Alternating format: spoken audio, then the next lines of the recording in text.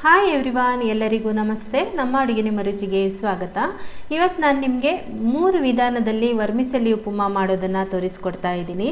ಬೆಳಿಗ್ಗೆನ ಒಂದು ಗಡಿಬಿಡಿಗೆ ತಿಂಡಿ ಏನು ಮಾಡೋದು ಅನ್ನೋ ಯೋಚನೆ ಇರುತ್ತಲ್ವ, ಇದನ್ನು ನಾವು ಕೇವಲ 10 ನಿಮಿಷದಲ್ಲಿ ಮಾಡಿ ಮುಗಿಸ್ಬೋದು. ಹಾಗೆಯೇ ತುಂಬ ಆರೋಗ್ಯಕರವಾಗಿ ಕೂಡ ಇರುತ್ತೆ. ವರ್ಮಿಸೆಲ್ಲಿಯಿಂದ ನಾವು ಮಾಡುವಂತಹ ಉಪಮಾ ಒಂದೊಂದು ಸರ್ತಿ ಒಂದೊಂದು ರೀತಿ ನೀವು ಇದನ್ನು ಮಾಡ್ಕೊಳ್ಬೋದು. ತರಕಾರಿ ಹಾಕಿ ಮಾಡಿದರೆ ಆರೋಗ್ಯಕರವಾಗಿ ಕೂಡ ಇರುತ್ತೆ. ಬನ್ನಿ ಮಾಡುವ ತುಂಬ ಈಸಿ ವಿಧಾನವನ್ನು ನಿಮಗೆ ನಾನು ತಿಳಿಸ್ಕೊಡ್ತಾ ಇದ್ದೀನಿ. ಈಗ ಮೊದಲನೇ ವಿಧಾನ ನೋಡೋಣ. ಇಲ್ಲಿ ನಾನು 1 ಕಪ್ನಷ್ಟು ಫ್ರೈಡ್ ವರ್ಮಿಸೆಲ್ಲಿ ತಗೊಂಡಿದ್ದೀನಿ. ಫ್ರೈಡ್ ವರ್ಮಿಸೆಲ್ಲಿ ಆದರೆ ನಿಮಗೆ ಸ್ವಲ್ಪ ಇನ್ನೂ ಬೇಗ ಆಗುತ್ತೆ, ಹುರಿಯುವಂಥ ಅವಶ್ಯಕತೆ ಇರೋದಿಲ್ಲ. ಇದನ್ನು ಒಂದು ಬಟ್ಟಲಿಗೆ ಹಾಕ್ಕೊಳ್ತಾ ಇದ್ದೀನಿ. ಈಗ ಒಲೆ ಮೇಲೆ ಒಂದು ಬಾಣಲೆ ಇಟ್ಟು ಅದಕ್ಕೆ ನಾನಿಲ್ಲಿ 4 ಟೇಬಲ್ ಸ್ಪೂನ್ನಷ್ಟು ಎಣ್ಣೆ ಹಾಕ್ಕೊಳ್ತಾ ಇದ್ದೀನಿ.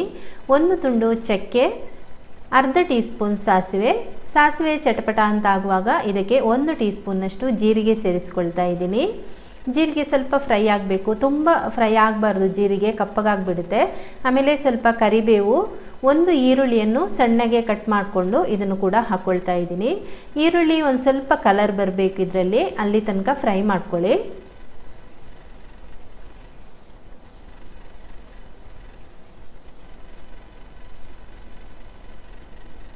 ಈಗ ಈರುಳ್ಳಿ ಸ್ವಲ್ಪ ಫ್ರೈ ಆಗಿದೆ.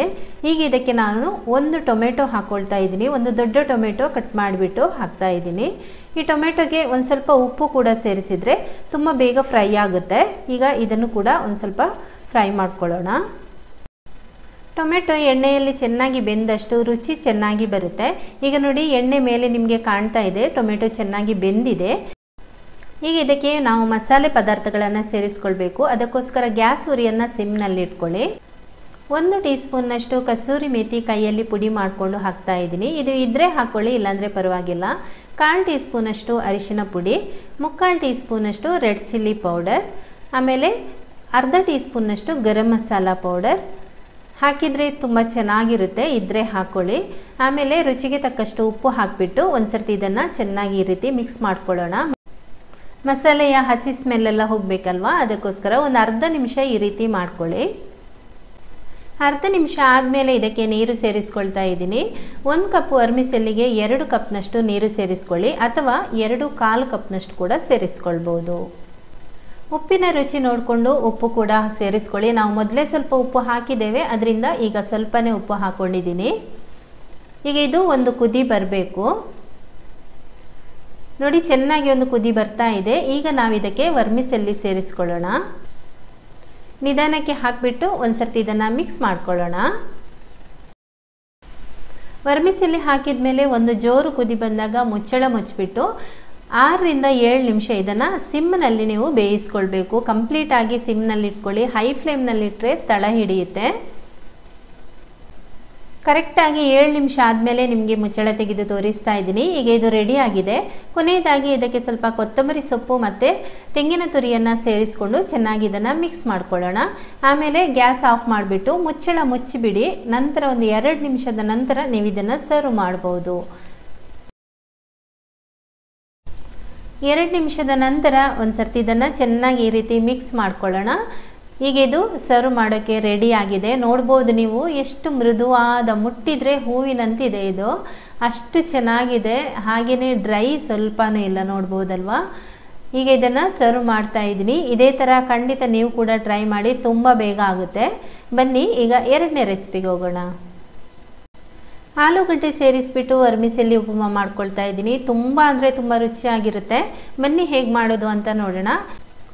1 ಕಪ್ನಷ್ಟು ವರ್ಮಿಸೆಲ್ಲಿಯನ್ನು ಒಂದು ಪ್ಯಾನ್ಗೆ ಹಾಕ್ಕೊಳ್ತಾ ಇದ್ದೀನಿ. ಈಗ ನಾನು ಫ್ರೈಡ್ ವರ್ಮಿಸೆಲ್ಲಿ ತಗೊಂಡಿಲ್ಲ, ಅದಕ್ಕೋಸ್ಕರ ಇದನ್ನು ಹುರಿತಾ ಇದ್ದೀನಿ. ನೀವು ಬೇಕಾದರೆ ಫ್ರೈಡ್ ವರ್ಮಿಸೆಲ್ಲಿ ಕೂಡ ತಗೊಳ್ಬೋದು, ಆಗ ಹುರಿಯುವಂಥ ಅವಶ್ಯಕತೆ ಇರೋದಿಲ್ಲ. ಈಗ ಇದು ಸ್ವಲ್ಪ ಕಲರ್ ಬರುವವರೆಗೆ ನಾವು ಮೀಡಿಯಮ್ ಊರಿನಲ್ಲಿ ಇದನ್ನು ಹುರಿಬೇಕು. ಒಮ್ಮೆಲೆ ಹೈ ಫ್ಲೇಮ್ನಲ್ಲಿಟ್ಟರೆ ಅದು ಬೇಗ ಕಪ್ಪಗಾಗಿಬಿಡುತ್ತೆ, ಅದಕ್ಕೋಸ್ಕರ. ಈಗ ಇದು ರೆಡಿ ಆಗಿದೆ ನೋಡಿ, ಇಷ್ಟ ಆದರೆ ಸಾಕು. ಇದನ್ನು ಬೇರೊಂದು ತಟ್ಟೆಗೆ ಹಾಕಿಟ್ಕೊಳ್ಳಿ. ಒಲೆ ಮೇಲೆ ಒಂದು ಬಾಣಲೆ ಇಟ್ಟು ಅದರಲ್ಲಿ 3 ಟೇಬಲ್ ಸ್ಪೂನ್ನಷ್ಟು ಎಣ್ಣೆ ಹಾಕ್ಕೊಳ್ತಾ ಇದ್ದೀನಿ. ಅರ್ಧ ಟೀ ಸ್ಪೂನ್ ಸಾಸಿವೆ ಹಾಕ್ಕೊಳ್ಳಿ. ಸಾಸಿವೆ ಚಟಪಟ ಅಂತ ಆಗಬೇಕು. ಆಮೇಲೆ 1 ಟೀ ಸ್ಪೂನ್ನಷ್ಟು ಕಡಲೆಬೇಳೆ, 1 ಟೀ ಸ್ಪೂನ್ ಉದ್ದಿನಬೇಳೆಯನ್ನು ಸೇರಿಸಿಕೊಂಡು ಸ್ವಲ್ಪ ಕೆಂಪಗಾಗುವಂತೆ ಹುರಿಬೇಕು. ಈ ರೀತಿ ನಾವು ಒಗ್ಗರಣೆಗೆ ಹುರಿಯುವಾಗ ಉರಿಯನ್ನು ಯಾವಾಗಲೂ ಒಂದು ಸ್ವಲ್ಪ ಕಡಿಮೆ ಮಾಡಿಕೊಳ್ಬೇಕು, ಅಂದರೆ ಮೀಡಿಯಮ್ ಉರಿನಲ್ಲಿ ಇಟ್ಕೊಂಡು ಫ್ರೈ ಮಾಡಿಕೊಳ್ಬೇಕು. ಕಡಲೆಬೇಳೆ ಮತ್ತು ಉದ್ದಿನಬೇಳೆ ಅರ್ಧದಷ್ಟು ಕಲರ್ ಚೇಂಜ್ ಆದಾಗ ಇದಕ್ಕೆ ಸ್ವಲ್ಪ ಕರಿಬೇವು, ಆಮೇಲೆ 3 ಹಸಿಮೆಣಸಿನ್ಕಾಯಿಗಳನ್ನು ಕಟ್ ಮಾಡಿಕೊಂಡು ಹಾಕ್ತಾ ಇದ್ದೀನಿ. ಈ ಹಸಿಮೆಣಸಿನ್ಕಾಯಿ ಸ್ವಲ್ಪ ಫ್ರೈ ಆಗಬೇಕು, ಅಲ್ಲಿ ತನಕ ಫ್ರೈ ಮಾಡ್ಕೊಳ್ಳೋಣ. ಸುಮಾರು ಒಂದು ಅರ್ಧ ನಿಮಿಷ ಇದನ್ನು ಫ್ರೈ ಮಾಡಿಕೊಂಡ್ರೆ ಸಾಕು. ಈಗ ಎರಡೂ ಸೇರಿ ಒಟ್ಟಿಗೆ ಕಲರ್ ಚೇಂಜ್ ಆಗ್ತಾ ಇದೆ. ಇದು ಕಡಲೆಬೇಳೆ, ಉದ್ದಿನಬೇಳೆ ಮತ್ತು ಹಸಿಮೆಣಸಿನ್ಕಾಯಿ. ಈಗ ಇದಕ್ಕೆ ಒಂದು ಈರುಳ್ಳಿಯನ್ನು ಸಣ್ಣಗೆ ಕೊಚ್ಚಿ ಹಾಕ್ತಾ ಇದ್ದೀನಿ.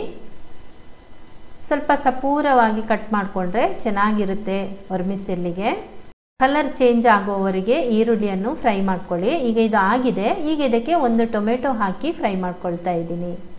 ನೀವು ಟೊಮೆಟೊ ಬೇಡ ಅಂತಿದ್ರೆ ಬೇಕಾದರೆ ಸ್ಕಿಪ್ ಮಾಡ್ಕೋಬೋದು. ಇದರ ಬದಲು ನೀವು ನಿಂಬೆ ರಸವನ್ನು ಕೊನೆಗೆ ಹಾಕ್ಕೊಳ್ಬೋದು. ಈಗ ಇದಕ್ಕೆ ಒಂದು ಮೀಡಿಯಮ್ ಗಾತ್ರದ ಆಲೂಗಡ್ಡೆಯನ್ನು ಸಣ್ಣಗೆ ತೆಳುವಾಗಿ ಕಟ್ ಮಾಡಿಕೊಂಡು ಹಾಕ್ತಾ ಇದ್ದೀನಿ. ತೆಳುವಾಗಿ ಕಟ್ ಮಾಡಿದರೆ ಸ್ವಲ್ಪ ಇದು ಬೇಗ ಬೇಯುತ್ತೆ, ಅದಕ್ಕೋಸ್ಕರ. ಮತ್ತು ಉಪ್ಪುಮಾಗೆಲ್ಲ ಮಾಡುವಾಗ ಅದು ಜಾಸ್ತಿ ನಮಗೆ ದೊಡ್ಡ ಸೈಜ್ ಇದ್ದರೆ ಅಷ್ಟು ಚೆನ್ನಾಗಿರಲ್ಲ.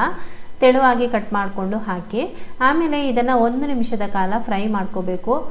ಆಲೂಗಡ್ಡೆಯಲ್ಲಿ ಸ್ಟಾರ್ಚ್ ಇರುತ್ತಲ್ವ, ಅದಕ್ಕೋಸ್ಕರ ಅದು ಫ್ರೈ ಮಾಡಿಕೊಂಡ್ರೆ ಚೆನ್ನಾಗಿ ಬರುತ್ತೆ. ಇದರ ಮಧ್ಯದಲ್ಲಿ ನಾನು ಸ್ವಲ್ಪ ಹಿಂಗು ಸೇರಿಸ್ಕೊಳ್ತಾ ಇದ್ದೀನಿ. ಆಲೂಗಡ್ಡೆ ಹಾಕಿರೋದ್ರಿಂದ ಒಂದು ಸ್ವಲ್ಪ ಹಿಂಗು ಸೇರಿಸಿದರೆ ಚೆನ್ನಾಗಿರುತ್ತೆ. ಈಗ 1/4 ಟೀ ಸ್ಪೂನಷ್ಟು ಅರಿಶಿನ ಪುಡಿ ಕೂಡ ಸೇರಿಸ್ಕೊಂಡು 1 ನಿಮಿಷಗಳ ಕಾಲ ಇದನ್ನು ಫ್ರೈ ಮಾಡ್ಕೊಳ್ತೀನಿ ಫಸ್ಟು. ಈಗ ಇದು ಮುಚ್ಚಳ ಮುಚ್ಚಿ ಇದನ್ನು ಒಂದು ಸ್ವಲ್ಪ ಹೊತ್ತು ಬೇಯಿಸ್ಕೊಳ್ಬೇಕು. ಒಂದು 2 ರಿಂದ 3 ನಿಮಿಷ ಬೇಯಿಸಿದರೆ ಆಲೂಗಡ್ಡೆ ಬೇಗ ಬೆಂದ್ಬಿಡುತ್ತೆ. ಈಗ ನೋಡಿ ಆಲೂಗಡ್ಡೆ ಬೆಂದಿದೆ. ಚೆನ್ನಾಗಿ ಒಂದು ಸರ್ತಿ ಮಿಕ್ಸ್ ಮಾಡ್ಕೊಳ್ಳೋಣ. ಈಗ ಇದಕ್ಕೆ ನೀರು ಸೇರಿಸ್ಕೊಳ್ತಾ ಇದ್ದೀನಿ. 1 ಕಪ್ ವರ್ಮಿಸೆಲ್ಲಿಗೆ 1.5 ಕಪ್ನಷ್ಟು ನೀರು ಸೇರಿಸ್ಕೊಳ್ಳಿ, ಕರೆಕ್ಟ್ ಆಗುತ್ತೆ. ನೀವು ಫ್ರೈಡ್ ವರ್ಮಿಸೆಲ್ಲಿಗಾದರೆ ಒಂದು ಸ್ವಲ್ಪ ಜಾಸ್ತಿ ನೀರು ಹಾಕೋಬೇಕು, ಇದಕ್ಕೆ ನೀರು ಕಮ್ಮಿ ಹಾಕೋಬೇಕು, ಆಗ ಕರೆಕ್ಟ್ ಆಗುತ್ತೆ. ನಂತರ ರುಚಿಗೆ ತಕ್ಕಷ್ಟು ಉಪ್ಪು ಸೇರಿಸ್ಕೊಂಡು ಕುದಿಯೋದಕ್ಕೆ ಬಿಡಿ. ಚೆನ್ನಾಗಿ ಇದು ಕುದೀತಾ ಇರುವಾಗ ಇದಕ್ಕೆ ನಾನು ಮ್ಯಾಜಿಕ್ ಮಸಾಲ ಬರುತ್ತಲ್ವ, ಅದನ್ನು ಸೇರಿಸ್ಕೊಳ್ತಾ ಇದ್ದೀನಿ.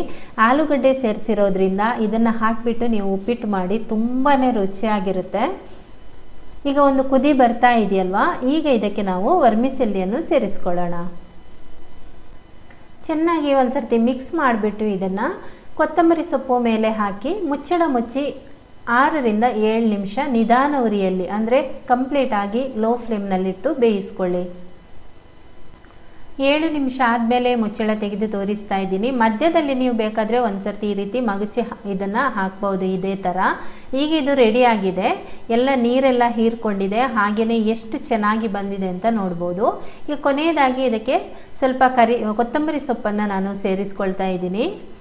ಹಾಗೆಯೇ ನೀವು ಬೇಕಾದರೆ ತೆಂಗಿನ ತುರಿಯನ್ನು ಸೇರಿಸ್ಕೊಳ್ಬೋದು. ಆಲೂಗಡ್ಡೆ ಮತ್ತು ಮ್ಯಾಜಿಕ್ ಮಸಾಲ ಪುಡಿ ಎಲ್ಲ ಹಾಕಿರೋದ್ರಿಂದ ನಾನಿಲ್ಲಿ ತೆಂಗಿನ ತುರಿಯನ್ನು ಸೇರಿಸ್ಕೊಳ್ತಾ ಇಲ್ಲ. ಇದೇ ಥರ ಮಾಡ್ಕೊಳ್ಳಿ, ತುಂಬ ಚೆನ್ನಾಗಿ ಬರುತ್ತೆ. ಖಂಡಿತ ನೀವು ಇದೇ ಥರ ಟ್ರೈ ಮಾಡಿ. ತುಂಬ ಈಸಿಯಾಗಿ ಬೇಗನೆ ಆಗುತ್ತೆ. 10 ನಿಮಿಷದಲ್ಲಿ ಇದನ್ನು ಮಾಡಿ ಮುಗಿಸ್ಬೋದು. ಆಲೂಗಡ್ಡೆ ಸೇರಿಸೋದ್ರಿಂದ ರುಚಿ ಕೂಡ ತುಂಬಾ ಚೆನ್ನಾಗಿರುತ್ತೆ. ಹಾಗೆಯೇ ಇದನ್ನು ನಾನು ಟೊಮೆಟೊ ಚಟ್ನಿ ಜೊತೆ ಸರ್ವ್ ಮಾಡ್ತಾ ಇದ್ದೀನಿ. ನೀವು ಯಾವುದೇ ಚಟ್ನಿ ಜೊತೆ ಕೂಡ ಇದನ್ನು ತಿನ್ಬೋದು, ತುಂಬಾ ಚೆನ್ನಾಗಿರುತ್ತೆ. ಖಂಡಿತ ಟ್ರೈ ಮಾಡಿ. ಹಾಗೆಯೇ ಈ ಒಂದು ರೆಸಿಪಿಗಳು ಕೂಡ ನಿಮಗೆ ಇಷ್ಟ ಆದರೆ ಒಂದು ಲೈಕ್ ಮಾಡಿ. ಈಗ ನೆಕ್ಸ್ಟ್ ರೆಸಿಪಿ ಏನು ಅಂತ ನೋಡೋಣ. ಬೀನ್ಸ್ ವರ್ಮಿಸೆಲ್ಲಿ ಉಪ್ಮಾ ಮಾಡ್ತಾ ಇದ್ದೀನಿ. ತುಂಬಾ ಚೆನ್ನಾಗಿದೆ, ನೋಡಿದರೆ ನಿಮಗೆ ಕಾಣ್ತಾ ಇದೆಯಲ್ವಾ. ಬನ್ನಿ ಮಾಡೋದು ಹೇಗೆ ಅಂತ ನೋಡೋಣ. ಮೊದಲನೇದಾಗಿ 2 ಕಪ್ನಷ್ಟು ನಾನಿಲ್ಲಿ ಫ್ರೈಡ್ ವರ್ಮಿಸೆಲ್ಲಿ ತಗೊಂಡಿದ್ದೀನಿ. ಫ್ರೈಡ್ ವರ್ಮಿಸೆಲ್ಲಿ ಆದರೆ ಇದನ್ನು ಹುರಿಯುವಂಥ ಅವಶ್ಯಕತೆ ಇರೋದಿಲ್ಲ, ಮೊದಲೇ ಹೇಳಿದಾಗೆ. ಈಗ ಒಲೆ ಮೇಲೆ ಒಂದು ಬಾಣಲೆ ಇಟ್ಟು ಅದರಲ್ಲಿ 3 ಟೇಬಲ್ ಸ್ಪೂನಷ್ಟು ಎಣ್ಣೆ ಹಾಕಿ, ಅರ್ಧ ಟೀ ಸ್ಪೂನ್ ಸಾಸಿವೆ, 1 ಟೀ ಸ್ಪೂನ್ ಉದ್ದಿನಬೇಳೆ ಹಾಕಿದ್ದೀನಿ. ಸಾಸಿವೆ ಚಟಪಟ ಅಂತ ಆದಮೇಲೆ ಉದ್ದಿನಬೇಳೆಯನ್ನು ಸೇರಿಸ್ಕೊಳ್ಳಿ. ಹಾಗೆಯೇ 1 ಟೀ ಸ್ಪೂನ್ನಷ್ಟು ಕಡಲೆಬೇಳೆ, 1 ಟೀ ಸ್ಪೂನ್ನಷ್ಟು ಜೀರಿಗೆ ಸೇರಿಸ್ಕೊಳ್ತಾ ಇದ್ದೀನಿ. ಕಡಲೆಬೇಳೆ ಉದ್ದಿನಬೇಳೆ ಸ್ವಲ್ಪ ಫ್ರೈ ಆದಮೇಲೆ ಜೀರಿಗೆಯನ್ನು ಸೇರಿಸ್ಕೊಳ್ಳಿ. ಜೀರಿಗೆ ಬೇಗ ಕಪ್ಪಾಗಿಬಿಡುತ್ತೆ, ಅದಕ್ಕೋಸ್ಕರ. ಈಗ ಸಿಮ್ನಲ್ಲಿ ಇಟ್ಕೊಂಡು ಇದನ್ನು ಒಂದು ಸ್ವಲ್ಪ ಫ್ರೈ ಮಾಡ್ಕೊಳ್ಳೋಣ. ಈಗ ಇದಕ್ಕೆ ಕರಿಬೇವು ಸೇರಿಸ್ತಾ ಇದ್ದೀನಿ. ಕರಿಬೇವನ್ನು ಯಾವಾಗಲೂ ಉಪ್ಪಿಟ್ಟಿಗೆ ಹಾಕುವಾಗ ಮಿಸ್ ಮಾಡಬೇಡಿ, ಖಂಡಿತ ಹಾಕ್ಕೊಳ್ಳಿ. ಯಾಕೆಂದರೆ ಘಮ್ ಅಂತ ಇರುತ್ತೆ, ಹಾಗೆಯೇ ರುಚಿ ಕೂಡ ಚೆನ್ನಾಗಿರುತ್ತೆ. ಈಗ 4 ಹಸಿಮೆಣಸಿನ್ಕಾಯಿಗಳನ್ನು ಸಣ್ಣಗೆ ಕಟ್ ಮಾಡ್ಕೊಂಡು ಹಾಕಿದ್ದೀನಿ. ಸ್ವಲ್ಪ ಅದನ್ನು ಹುರಿದ್ಬಿಟ್ಟು ಈಗ ಒಂದು ಈರುಳ್ಳಿಯನ್ನು ಕೂಡ ಕಟ್ ಮಾಡಿಕೊಂಡು ಹಾಕ್ತಾ ಇದ್ದೀನಿ. ವರ್ಮಿಸೆಲ್ಲಿ 2 ಕಪ್ ಇರೋದ್ರಿಂದ ನಾನು ದೊಡ್ಡ ಈರುಳ್ಳಿಯನ್ನು ಕಟ್ ಮಾಡಿಕೊಂಡು ಹಾಕಿದ್ದೀನಿ. ಈಗ ಈರುಳ್ಳಿ ಸ್ವಲ್ಪ ಫ್ರೈ ಆದಮೇಲೆ ನಾವು ಇದಕ್ಕೆ ಸಣ್ಣದಾಗಿ ಹೆಚ್ಚಿಕೊಂಡ ಬೀನ್ಸ್ ಒಂದು 10-12 ಇದ್ದರೆ ಸಾಕು. ಇದನ್ನು ತೆಳುವಾಗಿ ಹೆಚ್ಚಿಕೊಂಡು ಹಾಕಿ, ಜಾಸ್ತಿ ಬೇಯಬಾರ್ದು. ಸ್ವಲ್ಪ ನಮಗೆ ತಿನ್ನುವಾಗ ಅದು ವರ್ಮಿಸೆಲ್ಲಿ ಜೊತೆಗೆ ಕುರುಮ್ ಅಂತ ಸಿಗುತ್ತೆ, ತುಂಬಾ ಚೆನ್ನಾಗಿರುತ್ತೆ. ಇದನ್ನೊಂದು ಅರ್ಧ ಫ್ರೈ ಆದಮೇಲೆ ಇದಕ್ಕೆ 1 ಟೊಮೆಟೊ ಸಣ್ಣಗೆ ಹೆಚ್ಚಿಕೊಂಡು ಹಾಕ್ತಾ ಇದ್ದೀನಿ. ಹಾಗೆಯೇ ಒಂದು ಸ್ವಲ್ಪ ಉಪ್ಪು ಕೂಡ ಸೇರಿಸ್ಕೊಳ್ತಾ ಇದ್ದೀನಿ. ಈಗ ಎಲ್ಲವನ್ನು ಸೇರಿಸ್ಕೊಂಡು ಒಂದು ಅರ್ಧ ಅಥವಾ 1 ನಿಮಿಷ ಇದನ್ನು ಫ್ರೈ ಮಾಡ್ಕೋಬೇಕು. ಈಗ ನೋಡಿ ಚೆನ್ನಾಗಿ ಫ್ರೈ ಆಗಿದೆ. ಬೀನ್ಸ್ ಎಲ್ಲ ಜಾಸ್ತಿ ಬೇಯೋದು ಬೇಡ, ಆದರೆ ಟೊಮೆಟೊ ಎಲ್ಲ ಒಂದು ಸ್ವಲ್ಪ ಬೇಯಬೇಕು ಅದರಲ್ಲಿ, ಆಗನೇ ಚೆನ್ನಾಗಿರೋದು. ಈಗ ನಾನಿಲ್ಲಿ ನೀರು ಸೇರಿಸ್ತಾ ಇದ್ದೀನಿ. 1 ಕಪ್ ವರ್ಮಿಸೆಲ್ಲಿಗೆ 1/4 ಕಪ್ನಷ್ಟು ನೀರು ಸೇರಿಸ್ಕೊಂಡಿದ್ದೀನಿ. ಒಟ್ಟಿಗೆ ನಾನಿಲ್ಲಿ 1/4 ಅಂದರೆ 3.5 ಕಪ್ನಷ್ಟು ನೀರು ಸೇರಿಸ್ಕೊಂಡಿದ್ದೀನಿ. ರುಚಿಗೆ ತಕ್ಕಷ್ಟು ಉಪ್ಪು ಕೂಡ ಸೇರಿಸ್ಕೊಂಡು ಇದು ಒಂದು ಕುದಿ ಬರಬೇಕು. ಈಗ ನೋಡಿ ಚೆನ್ನಾಗಿ ಒಂದು ಕುದಿ ಬರ್ತಾ ಇದೆ. ಈಗ ನಾವು ವರ್ಮಿಸೆಲ್ಲಿಯನ್ನು ಸೇರಿಸ್ಕೊಳ್ಳೋಣ. ವರ್ಮಿಸೆಲ್ಲಿ ಹಾಕಿದ ಮೇಲೆ ಚೆನ್ನಾಗಿ ಇದನ್ನು ಒಂದು ಸರ್ತಿ ಮಿಕ್ಸ್ ಮಾಡ್ಕೊಳ್ಬೇಕು. ನಾನು ತೋರಿಸಿದ ಫಸ್ಟ್ ರೆಸಿಪಿಯಲ್ಲಿ ನಿಮಗೆ ಅದು ಫ್ರೈಡ್ ವರ್ಮಿಸೆಲ್ಲಿ ಉಪಯೋಗಿಸ್ಕೊಂಡಿದ್ದೀನಿ. ಅದಕ್ಕೆ ನಾನು 1 ಕಪ್ಗೆ 2 ಕಪ್ನಷ್ಟು ನೀರು ಸೇರಿಸ್ಕೊಂಡಿದ್ದೀನಿ. ನೀವು ಅಂದ್ಕೋಬೋದು ಇದರಲ್ಲಿ 1/4ನಷ್ಟು ನಾನು ನೀರು ಸೇರಿಸ್ಕೊಂಡಿದ್ದೀನಿ ಅಂತ. ನೋಡಿ ಸ್ವಲ್ಪ ನಾನು ನಿಂಬೆ ರಸ ಕೂಡ ಇದಕ್ಕೆ ಹಾಕ್ತಾ ಇದ್ದೀನಿ.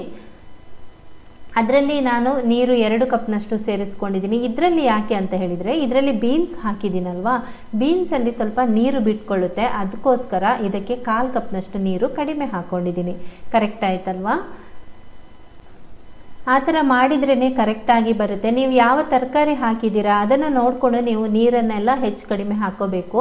ತರಕಾರಿ ಯಾವುದೇ ಇಲ್ಲ ಅಂತಾದಾಗ ನೀವು ಕರೆಕ್ಟಾದ ಹದದಲ್ಲಿ ನೀರನ್ನು ಸೇರಿಸ್ಕೊಳ್ಬೇಕು. ಈಗ ಇದನ್ನು ಕೂಡ ನಾನು 6-7 ನಿಮಿಷ ಮುಚ್ಚಳ ಮುಚ್ಚಿ ಬೇಯಿಸ್ಕೊಂಡಿದ್ದೀನಿ. ಕೊನೆಯದಾಗಿ ಸ್ವಲ್ಪ ತೆಂಗಿನ ತುರಿ ಹಾಕಿದ್ದೀನಿ. ಬೀನ್ಸ್ ಹಾಕಿರೋದ್ರಿಂದ ತೆಂಗಿನ ತುರಿ ಕಾಂಬಿನೇಷನ್ ಚೆನ್ನಾಗಿರುತ್ತೆ. ಬೆಂದಾದಮೇಲೆ ಮುಚ್ಚಳ ಮುಚ್ಚಿಬಿಟ್ಟು ಗ್ಯಾಸ್ ಆಫ್ ಮಾಡಿಬಿಡಿ. ಆಮೇಲೆ 2 ನಿಮಿಷದ ನಂತರ ಇದನ್ನು ಸರ್ವ್ ಮಾಡಿದರೆ ನೋಡಿ ಈ ರೀತಿ ಇರುತ್ತೆ. ಖಂಡಿತ ನೀವು ಈ 3 ರೆಸಿಪಿಗಳನ್ನು ಟ್ರೈ ಮಾಡಿ. ತುಂಬಾ ಬೇಗ ಆಗುವಂತಹ ರೆಸಿಪಿ, ರುಚಿ ಕೂಡ ಅಷ್ಟೇ ಇರುತ್ತೆ. ಇದನ್ನು ನೀವು ಅಕ್ಕಿ ಶಾವಿಗೆ ಥರ ನೀರು ಬಸಿಬೇಕು ಆ ರೀತಿ ಇಲ್ಲ. ನೀರು ಬಸಿದರೆ ನಿಮಗೆ ಅದರ ಪೌಷ್ಟಿಕಾಂಶ ಕೂಡ ನಾಶ ಆಗುತ್ತಲ್ವ. ಈ ಥರ ಮಾಡಿಕೊಂಡ್ರೆ ತುಂಬ ಚೆನ್ನಾಗಿ ಬೇಗನೆ ಆಗಿಬಿಡುತ್ತೆ. ಓಕೆ, ಈ ಒಂದು ರೆಸಿಪಿ ನಿಮಗೆ 3 ರೆಸಿಪಿಗಳು ಕೂಡ ನಿಮಗೆ ಇಷ್ಟ ಆಗಿದರೆ ಒಂದು ಲೈಕ್ ಮಾಡಿ. ಇದೇ ಥರದ ರೆಸಿಪಿಗಳಿಗಾಗಿ ನಮ್ಮ ಚಾನಲ್ನ ಸಬ್ಸ್ಕ್ರೈಬ್ ಮಾಡ್ಕೊಳ್ಳಿ. ಪ್ರೀತಿಯಿಂದ ಒಂದು ಕಮೆಂಟ್ ಮಾಡಿ. ನಿಮ್ಮ ಪ್ರೋತ್ಸಾಹ ಸದಾ ಇರಲಿ. Thank you.